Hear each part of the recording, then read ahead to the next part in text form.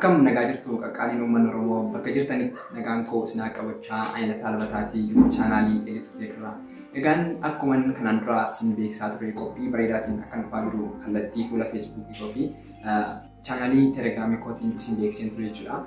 Egaan kun guyyaa irraa kanas qophii sana qabadhee dhufeen jira jechuudha. Qophiin sun maqaan isaa odeessa teekii lataadha jechuudha. Yeroo baay'ee baargama irratti teeknoos kan jedhamu jechuudha. Kunis afaan Oromootiin kan isin darbu yeroo ta'u yeroo hundumaa gaafa wixataa sa'aatii tokko walakkaatti halkan keessaa jechuudha. YouTube koo Elite Tech irratti kan isin darbu ta'a jechuudha. Egaan qabiyyeen sagantaa koo kanaa wantoota baay'ee of keessaa qabatus isaan keessaatii yoo muraasa isiniif kaasee waa'ee saayinsii fi teeknooloojii irratti kalaqawwan haaraa jiran akkasumas kan kanaan dura turan akkasumas gara fuulduraattis kan dhufuuf deeman wantoota garaagaraa kan ilaallu ta'a. Dabalataanis seenaa saayintistoota kanaan dura turanii fi jijjiirama isaan saayinsii fi teeknooloojii keessatti fidan itti dabalataanis waa'een qarooma qophii koo kana keessatti kan haammatamanidha jechuudha. Kun hundumtiyyuu qabiyyee koo keessatti kan haammataman yeroo ta'u qophiiwwan kunis dabareedhaan kan isin biraan ga'an ta'u jechuudha.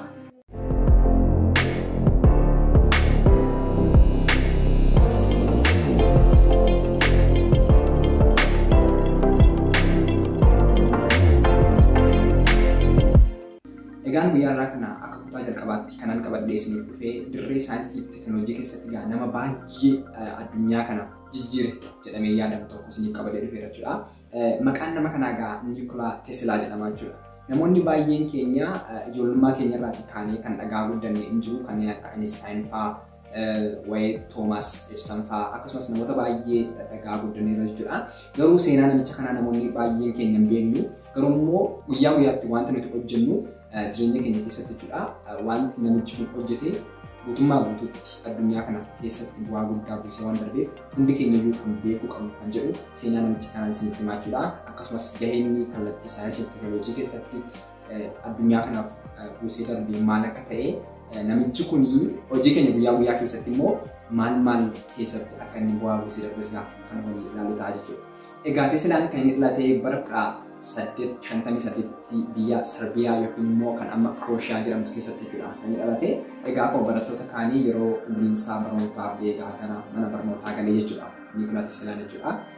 Boodarras yeroo barnoota isaa haayiskuulii yookiin immoo barnoota olaanaa irra gahutti kan baay'ee nama ajaa'ibu yeroo integiraal kaalkuleesii yookiin immoo integreeshinii barachaa turetti nama guutummaa guutuutti wanta sana solve gochuu danda'u sammuu isaa keessatti nama furuu danda'u ture jechuudha. Teeslaan jechuudha. Kanaanis baay'ee barumsa sanatti nama ajaa'ibsiisaadha kan inni ture jechuudha. Dabalataan kan baay'ee isaa ajaa'ibsiifachiisu jechuudha. Yeroo integiraal kaalkuleesii qormaata irratti isteeppii tokko malee hojjetu barataan kun hateetii jedhanii kan shakkaa turanis barsiisonni hin jiraatu jechuudha. Teeslaan bara 1873tti dhukkuba koleeraatiin qabamee ture jechuudha. Dhukkubni kunis amma du'aatti isa geessee ture. Si'a baay'ee duratti dhiyaatee ture. Dhukkuba kanaanis ji'a 9 kan ta'u sireerra ture jechuudha. Yeroo sireerra ture kanattis abbaa isaa waliin yeroo haasa'utti ati yoo injinaringii na barsiiftee ani silumayyuu fayyuu hin barbaadu jechaa ture jechuudha. Abbaan isaas akka inni jajjabaatuuf jecha rakkinaan qabu atumti fayyu malee gara dhaabbata injinaringii si galcheen si barsiisaa jechaa ture jechuudha. Kan isin dhibu erga abbaan isaa kan itti taasee yeroo turtii torbanoota muraasaa keessatti Teeslaan dhukkuba isaa kanarraa dandamachuu danda'eera. Yeroo muraasa keessatti fayyee gara fayyaa isaa guutuutti deebi'uu danda'eera jechuudha. Abbaan isaas akkuma waadaa isaaf galee gara dhaabbata yookiin immoo yuunivarsiitii Awustiriyaatti isa ergee akka inni barnoota isaa saayinsii fi teeknooloojiidhaan baratuudhaaf gara sanatti ergee jechuudha. Egaa gara yuunivarsiitii kanaa erga galeetii qabxii olaanaadha kan inni galmeessaa ture jechuudha. Qabxii kana dura iddoo sana yookiin immoo kaampaanii sana keessatti galmaa'ee hin beekne qabxii gurguddaa galmeessaa ture jechuudha. Yeroo achi barachaa turetti Teeslaan sa'aatii 9tti ka'aa halkan keessaa jechuudha. Zan amma halkan keessaa sa'aatii 5tti jechuudha. Yeroo hundumaa kan inni hojjetu, kan inni dubbisu, kan inni yaalii geggeessu. Kanaanis namoonni baay'een barsoota isaa dabalatee sodaa isaaf qaban namni du'uu danda'a kan jedhu waan yaadaniif boqonnaa dhabuurraa kan ka'e gara maatii isaatti illee xalayaa barreessaa turanii jechuudha. Egaa Teeslaan barnoota isaa kana haaluma kanaan utuu itti fufaa jiru yeroo waggaa 3ffaa gara dhumaarra turetti qumaara taphachuu jalqabe jechuudha. Gaambil isa jedhamu. Qumaara kanattis gaa humnaa fi yeroo isaa baay'ee dabarsaa ture jechuudha. Dhumarrattis gaa yeroo qormaan isa jala ga'ee waan hin dubbisneef waan hin qo'anneef qormaata sana akka isaan dheeressaniif barbaadee ture. Garuu immoo dhaabbanni yookiin immoo yuunivarsiitiin sun isa sana hin eeyyamnee fi innis yeroo sanaa amma waggaa 3tti kan barate kana utuu ragaa barnoota isaa hin fudhatiin iddoo sanaatii gadhiisee ba'ee jechuudha. Erga gadhiisee ba'ees gaa dhaabbattoota garaagaraa keessatti hojii garaagaraa hojjechaa ture miindeffame. Garuu boodarraa gara Ameerikaatti ce'ee jechuudha. Gara Ameerikaatti yeroo ce'es gaa dhaabbatanni keessatti jalqabamee miindeffame.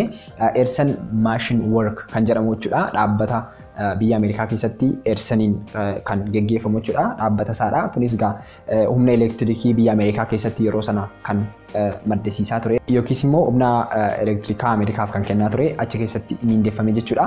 Erga achi keessa galeetii bara 1885tti gaa Teeslaan diisiin motorii akkasumas jenereetoroonni Eedsan kaampaanii isaa keessaa qabu hanqinoota akka qaban waan argeef gaa isa kana akka fooyyessuuf akkasumas gaa fooyyessee haala gaariitiin akka hojjechuu danda'u Eedsaniin mariisisaa. Yeroo sanattis gaa Eedsanitti walii galee yoonni hojii kana xumuree fixee doolaara 50,000 akka laatuuf itti hime yookiin immoo doolaara ammaatiin gara doolaara miiliyoona tokkotti kan siqudha jechuudha. Isa kanaan erga walii galaniitii booda Eedsanis qorannoowwan garaagaraa taasisuu jalqabee jechuudha. Isa kana fooyyessuu fi erga qorannoo isaa baay'ee taasiseetii booda motoroota kana sirreessuu danda'e jechuudha. DC motorii jenereetorootaa fi wantoota kana hojii wal qabatanii baay'ee isaanii fooyyessee baay'ee bifa addaa ta'een sanumsa amma itti fayyadamaa jirru kana haaresse gaa Teeslaa ture jechuudha yeroo sanatti. Erga waan hundumaa kana sirreessee fooyyessee baay'ees kwaalitiidhaan akka isaan hojjetan erga taasisee booda egaa gara Eedsan deemee Eedsaniin akka xumure itti himee jechuudha. Eedsan garuu kan baay'ee nama gaddisiisu yeroo sanatti jechuudha. Itti kolfee akkas jedhee ati baacoo warra Ameerikaa siif hin gallee ittiin jedhee jechuudha. Kunis Teeslaan Eedsan qarshii sana akka kaffaluu fi hin barbaanne waan isaa galeef yeroo sana kaampaanii sana dhiisee Teeslaanis gaa erga kaampaanii Eedsaniitii bahee booda yaalii mataasaa erga gaggeessee booda gaa kaarentii mataasaa argachuu danda'eera jechuudha. Kaarentiin isaa kunis gaa AC kaarentii jedhama jechuudha. Kan Eedsan irraatii addadha. Kan Eedsan normaalii poozitiivii fi neegatiivii ta'anii kan wajjin adeeman yeroo ta'u ansa kanaa garuu bifa weeviidhaan kan tatamsa'udha jechuudha shiboo keessa. Kana argate jechuudha yeroo sanatti erga kana argateetii gaa mirga abbaa kalaqummaa isaa kana ittiin baafachuudhaaf qarshii waan hin qabneef guyyaa guyyaatti gaa doolaara 2tiin lafa qotuu jalqabe jechuudha. Yeroo kanas gaa qarshii walitti qabataa dhufee galmeessifachuu danda'eera jechuudha. Egaa erga inni galmeessifatee booda gaa waraana guddaa tokkotu biyya Ameerikaa keessatti ka'ee jechuudha. Waraanni kunis gaa waraana Teeslaa fi Eedsan gidduutti gaggeeffamedha. Waraanni kunis waraana kaarentii jedhama jechuudha. Waraana kaarentii kana akkamitti ka'ee maaliif ka'e kan jedhu immoo yeroo sana addunyaan kan fayyadamaa turte DCdha.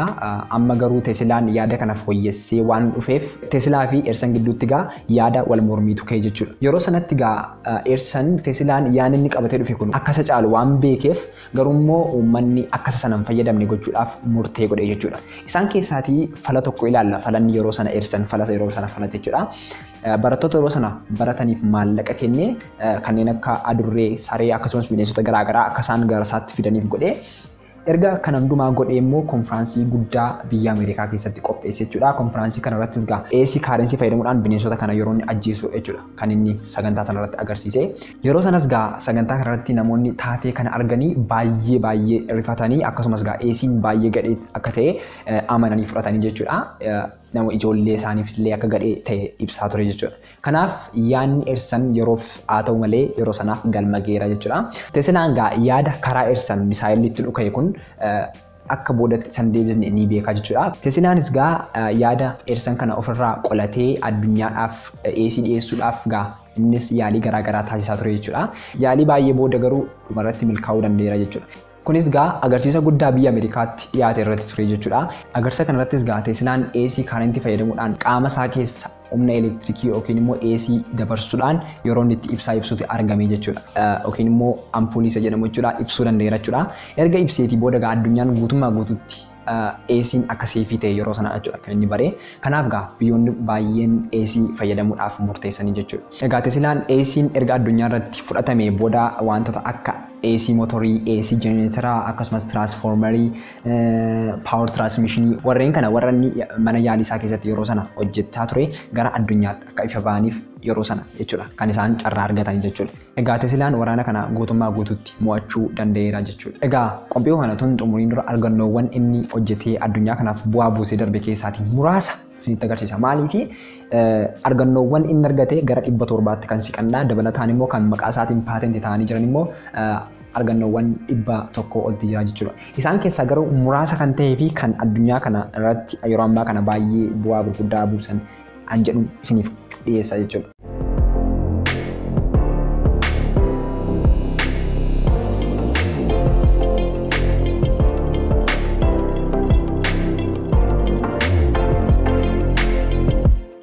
Tokkoffaa irratti kanan isiniif kaasuu reediyoodha jechuudha. Baay'een keenya kan beeknu reediyoo kan hojjete nama biyya Xaaliyaanii Maarkoonii jedhamudha jennee yaadna. Garuu immoo dhugaan lafa jiru kanas kana miti. Kan jalqaba reediyoo hojjete Teesilaa ture jechuudha. Waggaa 2 dursee jechuudha. Maarkooniitiin waggaa 2 durseedha kan inni hojjete. Mirga abbummaas kan inni ittiin qabamee ture Teesilaa ture. Ameerikaan kan isheen galmeessitee turte jechuudha reediyootiin. Egaa utuma kanaan jiru manni yaalii Teesilaa balaa ibiddaa tasaa ka'een waan jalaa gubateef gaa wanta inni qopheeffatee yookiin immoo wanta inni reediyoo sana ittiin tamsaasuudhaaf haldureewwan garaagaraa akkasumas tiyooriin yeroo sana qopheessaa ture duukaa waan gubateef gaa yeroo sana baasuu hin dandeenye jechuudha. Manni yaalii Teesilaa erga jalaa gubateeti Maarkooniin wantoota inni Teesilaan fayyadamee hojjete sana jalaa koppii gochuudhaan reediyoo mataasaa yookiin immoo tamsaasaa wirelessiidhaan darbu kana hojjechuu danda'eera jechuudha. Maarkooniin kan isin dhibu gaafa inni jalqaba tamsaasaa kana jalqabu biyya Xaaliyaanii taa'ee biyya Ameerikaa irratti jechuudha kan inni tamsaasee namni yeroo jalqabaatiif tamsaasaa kana jalaa kaase garuu Teesilaa ture jechuudha. Teesilaan yeroo jalqaba kana dhagaa turetti gaa qaama biraa yookiin immoo pilaanetii biraarraati wanta gara isaaniitti yeroo sana tamsa'aa ture itti fakkaatee ture garuu immoo dhumarratti Maarkoonii akka ta'ee fi biyya Xaaliyaanii irraati akka tamsaasa kana gochaa jiru bare jechuudha. Teesilaan Maarkooniitti naarree maaliif kaayyoomti Teesilaayyuu addunyaan kun jijjiiramtee arguudha malee ittiin beekamee yookiin immoo addunyaa kanarratti qarshii tokko yookiin immoo bu'aa tokko ittiin ofiisaatiif buufatee darbu osoo hin taane uummata fayyaduudha waan ta'eef jecha gabaabaatiin Maarkoonii ibsuu danda'eera jechuudha. Jecha inni jedhe kunis gaa Maarkooniin nama na waliin wal madaaluudha. Garuu immoo mirga kalaqummaa yookiin immoo paatentii isa jedhamu 17 maqaa kootiin galmaan fayyadamee reediyoo kana hojjeteera jedhee jechuudha. Lammaffaa irratti kan nuti ilaallu X-ray jechuudha. X-ray jechuun yeroo ammaa kana yeroo baay'ee jecha ittiin beekamu keessaa raajii jedhamu jechuudha. Kiliinikoota akkasumas hospitaalota garaagaraa keessatti kan nuti fayyadamnu jechuudha. Kana isa jalqabaaf yaada isaa kan fidee akkasumas kan jalqaba argate Teesilaa ture jechuudha. Garuu immoo yeroo ammaa kana yookiin immoo maqaa isaatiin kan qabamee jiru nama Retenjan. Namni Retenjan jedhamu kun aayidiyaa isaa kana Teesilaan aayidiyaa kana fidee wanta dhufeef aayidiyaa isaa kana gara ofiisaatti jijjiiree Teesilaa dursee jechuudha kan inni kun gadhiifate jechuudha. Teesilaan yeroo sanatti dafee gabaarra oolchuu osoo hin taane dhimma kana fayyaa keessatti akkamitti akka fayyadamuu dandeenyu qaamota keenya keessaati. Qaamonni X-ray kana hin dandeenye jiraachuu fi jiraachuu dhiisuu isaanii isa kana jechuudha kan inni adda baasaa ture. Maaliif fayyaa keessatti fayyadamuu hin dandeenye jedhee waan inni yaadee fi isa kanaaf jedhee egaa yeroo sanatti Teesilaan oomisha isaa kana bakkee baasu yookiin immoo addunyaatti beeksisuudhaaf ariifataan turre jechuudha. Utuu oomishi Retenjan kun gaa oomishamee bakkee hin bahin dura gaa namni yeroo jalqabaatiif X-ray kana fayyadamuudhaan qaama isaa kaasee gaa Teesilaa ture jechuudha. Teesilaanis gaa harka isaa kana X-rayidhaan kaachisee gara Retenjanitti ergee kunis Retenjan akka inni ofiisaatiin jalqaba hin kalaqne jechuudha kan inni isa agarsiisu maaliif durseedha jechuudha kan inni yaalii kana gaggeessaa ture jechuudha. Gara boodaarras gaa Teesilaan X-rayin kun dhimma fayyaa keessatti akkamitti akka fayyaduu danda'u gaa ibsa bal'aa gurguddaas kenneera jechuudha. Sadaffaa irratti kan nuti ilaallu immoo haayidroo elektirikisiitiidha jechuudha. Haayidroo elektirikisiitiin kun namoonni baay'een keenya beekna yeroo ammaa kana biyya keenya dabalatee biyyoonni gurguddoon baay'ee keessatti gaa haayidroo elektirikiin baay'inaan jechuudha kan inni fayyadamu. Amma yoo biyya keenya ilaalle haayidroo elektirikiin baay'inaan biyya keenya keessatti hin gargaaramna jechuudha. Egaa akkuma beekamu hidha gabbayyaa biyya keenya keessatti hojjetamaa jiru kun egaa annisaa elektirikii guddaa hin maddisiisaa jechuudha. Kunis egaa humna bishaanirra jiru sana bifa makaanikaaliitiin gara elektirikaaliitti jechuudha kan inni jijjiiru. Meeqan keenyadha garuu kun akkamitti akka dhufee yookiin immoo eenyuun namni kana jalqaba kalaqe jennee kan yaadnee beeknu. Kan sin dhibu garuu namni kana yeroo jalqabaatiif kalaqe egaa Teesilaa ture jechuudha. Kunis biyya Ameerikaa keessatti laga tokko irratti dhaqeedha kan Teesilaan yaalee jechuudha. Yeroo inni yaale sanattis egaa namoonni magaalaa sana keessa jiraatan akkasumas dhaabbattoonni garaagaraa wanti kun akka hin danda'amne itti himaa turanii garuu immoo wanta sana irra deddeebi'ee yaalee egaa Teesilaan milkaa'uu danda'eera jechuudha. erga qorannoon isaa kun isaaf milkaa'e boodarras gaa magaalaa sana guutummaa isaa humna elektiriikii bishaan naannoo sanarraa madduutiin ibsuu danda'eera. Boodarras gaa Ameerikaa guutummaa isaa humna elektiriikii bishaanirraa madduun ibsuu danda'eera jechuudha. Teslaanii akkasumas gaa biyya Ameerikaa duwwaa osoo hin taane addunyaan paartiin isaa baay'een isaanii kan isaan fayyadaman ammayyuu haayidroo elektiriikiidha jechuudha. Egaa rafaa irratti kanan isiniif kaasu meeshaa sochii lafaa dursee raaguudha jechuudha. Meeshaa sochii lafaa dursee raagu kana namni yeroo jalqabaatiif hojjete Teslaa ture jechuudha. Meeshaan yeroo jalqabaatiif hojjete kanas gara hojiitti geessee akkasumas qaamota nama ilaallatutti yeroo inni geessu wanta ati yaadde kun yookiin immoo wanta ati kalaqxe kun sirrii miti jedhanidha. Yeroo sanatti kan isaan fudhatan turre jechuudha. Maaliifi resonant frequency jedheefaa ibsa waan kennaa ture. Resonant frequency immoo yeroo sana hin baramne waan ta'eef beektonni yeroo sana jiranis yookiin immoo saayintistoonni yeroo sana jiranis isa hubachuu hin dandeenye jechuudha. Garuu immoo erga inni kana hojjetee darbeetii waggaa 50 booda kan isaan yaada isaa kana hubachuu danda'anii jechuudha. Garuu yeroo sana yeroo manni sana kalaqette jechuudha. Yeroo sochiin lafaa tokko naannoo inni jiraatutti ta'etti daqiiqaa 10 dura dursee deemee poolisotatti himee ture jechuudha. Sochiin lafaa daqiiqaa 10 booda gaggeeffamuu danda'a waan ta'eef of eeggannoo magaalaa kana keessatti ta'uu qabu akka taasisaniif namootatti himaa jedhee ture. Garuu immoo yeroo sanatti isaan dhageenye boodarra garuu sochiin lafaa kun akkuma inni jedhe ta'uu danda'eera jechuudha. Egaa shanaffaa irratti kanan isiniif kaasu Teslaas Tower jedhama jechuudha. Teslaas Toweriin kun piroojeektii guddaa inni jireenya isaa keessatti hojjetaa turedha jechuudha. Teslaas Toweriin kun maalidha jechuu dandeessu? Erga ACdhaan addunyaa kana ibseetii amma immoo bifa waayirlesiidhaan maaliif enerjii tiraansmiitiin godhu? Maaliif shiboo fayyadamnee iddoo tokkooti gara iddoo tokkootti elektiriikii geessina kan jedhu yaade egaa bifa waayirlesiidhaan addunyaa kana ibsuu yaade jechuudha.